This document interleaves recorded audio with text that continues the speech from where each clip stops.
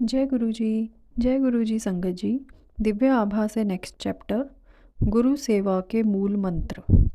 मेरे छोटे पुत्र को दंत चिकित्सा के पाठ्यक्रम में प्रवेश नहीं मिल रहा था। अंततः मैं गुरुजी के पास आया। मेरी मणिपाल स्थित महाविद्यालय में रुचि थी। मेरे बेटे को उसमें प्रवेश मिला और उसने अपना पाठ्यक्रम प्रथम श्रेणी में उत्तीर्ण होकर पास किया। मेरा बड़ा बेटा भी चिकित्सक है और चंडीगढ़ में रहता है।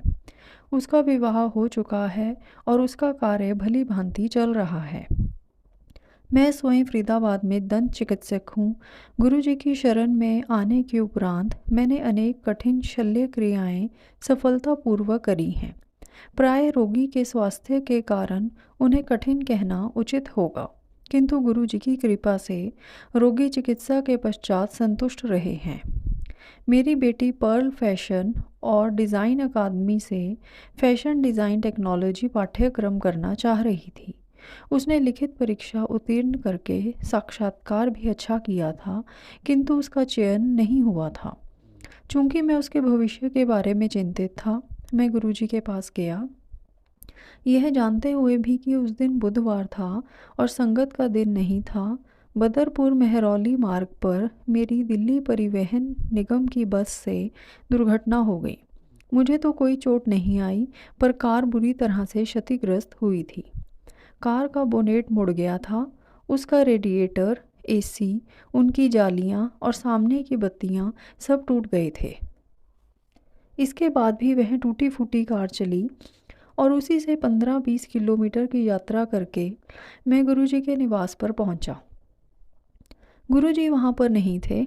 मुझे बताया गया कि उन्हें आने में देर हो जाएगी। जैसे ही मैं वापस आने के लिए तत्पर हुआ, गुरुजी की कार मेरे सामने आकर रुकी।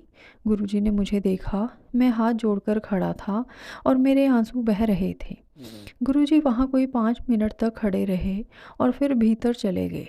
मुझे प्रसाद और लंगर दिया गया। गुरुजी ने संदेश दिया कि मेरी जीवन रक्षा हुई थी। नई कार आ जाएगी और चिंता करने की आवश्यकता नहीं है। मुझे घर लौटना है और सब ठीक हो जाएगा। मैं कार वापस ले गया। अगले दिन सुबह जब हयोदय के मिस्त्री मरम्मत के लिए कार लेने आए तो उनको उसे क्रेन से उठाकर ले जाना पड़ा और उन्हें विश्वास नहीं हुआ कि इस प्रकार क्षतिग्रस्त होने के बाद भी वह एसी के साथ 50 किलोमीटर चली थी। रेडिएटर में जल नहीं था, बैटरी काम नहीं कर रही थी और एसी क्षतिग्रस्त था। फिर भी गुरुजी की कृपा से वह 50 किलोमीटर चली थी। इस दुर्घटना के पश्चात मैं नई गाड़ी लेकर आया। मेरी बेटी को विशेष साक्षात्कार के लिए बुलाया गया और उसे गुरुजी के जन्म दिवस पर प्रातः 11 बजे प्रवेश मिल गया। उस समय मैं बड़े मंदिर में समारोह के आयोजन में कार्यरत था। उसने अपना पाठ्यक्रम बहुत अच्छा किया और उसे इस बीच 2 छात्रवृत्तियां भी मिली। यह सब गुरुजी की दया थी। पिछले 2-3 वर्षों से मेरा कार्य ठीक नहीं चल रहा था। मेरा परिवार पूर्ण रूप से मेरे ऊपर निर्भर था और घर के व्यय के लिए भी समुचित आय नहीं हो रही थी। मैं अपना घर बेचना और व्यवसाय छोड़ना चाह रहा था। आर्थिक समस्याओं से मैं कुंठित हो गया था। एक श्रद्धालु और मेरे पुत्र ने गुरुजी को मेरी समस्याओं के बारे में बताया।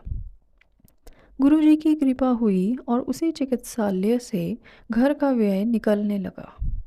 धीरे धीरे मैंने अपने सब ऋण भी उतार दिए। इस अंतराल में मैंने केवल गुरुजी से विनती करी। गुरुजी में मेरी आस्था ने सदा लाभान्वित किया है।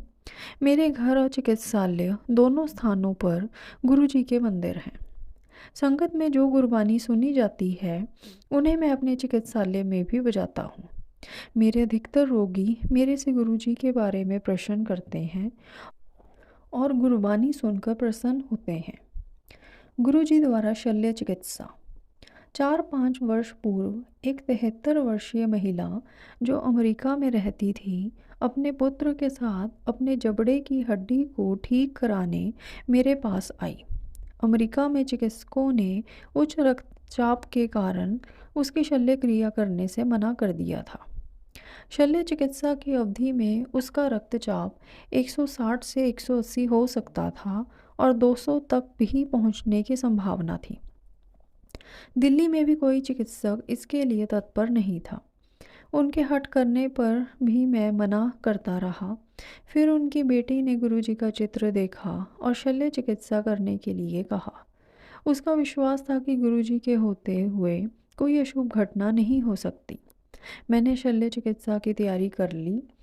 शल्य क्रिया अविशेषक निश्चेतना में करी गई और उसमें 2-3 घंटे लगे। शल्य क्रिया होते हुए 2 बार निश्चेतन विशेषज्ञ ने कहा कि रोगी डूब रही है, पर शल्य क्रिया पूर्ण हो गई। रोगी ने अपनी बेटी को बताया कि 2 अवसरों पर उन्होंने गुरुजी को श्वेत वस्त्रों में देखा और दोनों बार उन्होंने आश्वासन दिया कि सब ठीक हो जाएगा। शल्य क्रिया के उपरांत भी कोई सूजन या दर्द नहीं हुआ। रोगी ने कहा कि वह साईं बाबा की भक्त हैं, पर गुरुजी ने उनको जीवन दान दिया है।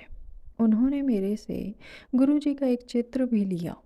यद्यपि वह 73 वर्षीय महिला पिछले 2 वर्षों से दर्दनाशक औषधियों पर थी, पर इस क्रिया के बाद उन्होंने ऐसी किसी औषधि का सेवन नहीं किया।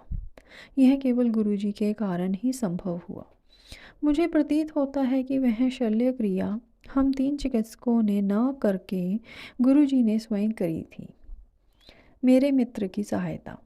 मेरे एक मित्र की 8 वर्षीय पुत्री के हृदय के वाल्व में समस्या थी और उसे दिल्ली में स्थित एस्कॉट्स चिकित्सालय में शल्य क्रिया करवाने का परामर्श दिया गया था। शल्य क्रिया की तिथि निश्चित हो गई थी। मैंने गुरुजी से उस बच्ची को आशीर्वाद देने की विनती करी तो उन्होंने मुझे प्रसाद और पुष्प दिए, जो मैंने उसके माता पिता को दे दिए। शल्य क्रिया के उपरांत उसकी अवस्था चिंताजनक थी। गुरुजी ने कहा कि सब ठीक हो जाएगा। मैं रात्रि को 1 बजे एस्कॉट्स में जाकर माता पिता से मिला तो वह चिंतित थे।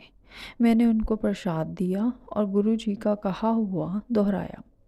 गुरुजी द्वारा मुझे दिया हुआ उनका अपना चित्र भी मैंने उनको दिया और उसे बेटी के कक्ष में रखने को कहा।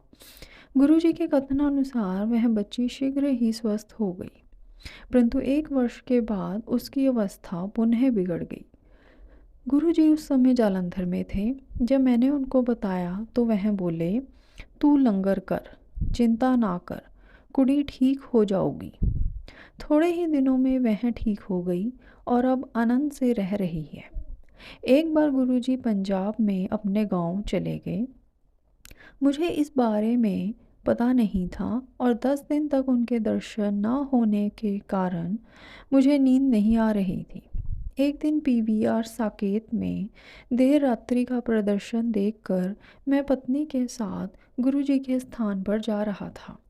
अंधेरिया मोड़ पर कार का अगला टायर फट गया और कार एक और झुक गई। मैंने कार को रोककर पत्नी की सहायता से उसे धक्का दिया और एक ऐसे स्थान पर पहुंचे जहां 2 ट्रक खड़े थे। एक चालक से मैंने टायर बदलने की विनती करी। वह सहायता के लिए आए, पर विस्मय की बात है कि टायर में फटने का कोई चिन्ह नहीं था। उन्होंने सोचा कि अधिक मद्यपान के कारण मैं होश में नहीं हूँ। मेरी पत्नी और मैंने पिचका हुआ टायर देखा था। हम अचंभित थे। उस समय हम गुरुजी के पास नहीं जा सके। पत्नी के कहने पर मैंने उसे एक पेट्रोल पंप पर दिखाया तो उन्होंने भी कहा कि टायर तो ठीक है। मेरी पत्नी ने उसे फरीदाबाद में दिखाने को कहा। सुबह जब मैंने उसे दिखाया तो टायर और उसकी ट्यूब सही थे। गुरुजी की कृपा से एक और चमत्कार हुआ था। यह मेरे कुछ निजी अनुभव हैं। असीमित सागर के समान गुरुजी की भी कोई सीमाएं नहीं हैं। मैं सदा गुरुजी का अनुयायी बनकर जीना चाहूँगा। गुरुजी के मूल मंत्र। मेरे गुरुजी मानवता को ईश्वर का विशेष उपहार हैं। उनका जन्म अपनी दिव्य कृपा से मानव को जीने की सही राह दिखाने के लिए हुआ है। उनका आशीष प्राप्त करने वाले सबसे भाग्यशाली हैं और मैं उनमें से एक हूँ। भले ही मैं उन्हें मेरे गुरुजी कहकर संबोधित करूं, वह केवल मेरे नहीं अपितु सबके हैं। मेरे संपर्क में आए अनेक व्यक्ति मुख्यतः मेरे चिकित्सालय में आए रोगी उनका नाम पूछते हैं। मैं उनको यही उत्तर देता हूँ कि उनको गुरुजी के नाम से ही जाना जाता है। जैसे ईश्वर का कोई नाम नहीं है, उनका भी कोई नाम नहीं है। आप उन्हें राम, कृष्ण, गुरु नानक या अल्लाह कह सकते हैं और गुरुजी आपकी श्रद्धा उसी भाव में स्वीकार करेंगे जैसा आप चाहेंगे। मेरे गुरु में शिव की सामर्थ्य और गुरु नानक की आध्यात्मिक शक्ति है। गुरुजी से मिलने के बाद स्वभाव में परिवर्तन आ जाता है। मनुष्य के दोष कम हो जाते हैं और वह जीवन का आनंद उठाता है। गुरुजी का अनुराग माता के प्रेम समान है। जब वह आपको देखते हैं, उनकी आंखों से दिव्य किरणें प्रसारित होती हैं। अपने आप को उन्हें पूर्ण रूपेण समर्पण करने के पश्चात आप उन्हें अपने अंतःकरण में भी अनुभव कर सकते हैं। उनकी अनुकंपा प्राप्त करने के लिए सत्य भाव से प्रार्थना करना आवश्यक है। स्तुति करने पर गुरुजी का सानिध्य प्राप्त होता है और फिर ईश्वरीय भाव आप में समावेश करके आपके साथ रहता है। भगवत गीता की उक्ति के अनुसार आपको बदले में कुछ मांगना नहीं है। मैं अक्सर सोचता हूँ कि हम गुरुजी को क्या दे सकते हैं। मेरा हृदय कहता है कि गुरुजी के निर्देशों का श्रद्धापूर्वक पालन करें। वह किसी को कुछ करने को नहीं कहते और यदि कभी ऐसा करें भी तो निश्चित रूप से आप उनसे लाभान्वित ही होंगे। हम उनके समक्ष अति तुच्छ प्राणी हैं और वह हमारी माँ सदृश देखभाल करते हैं।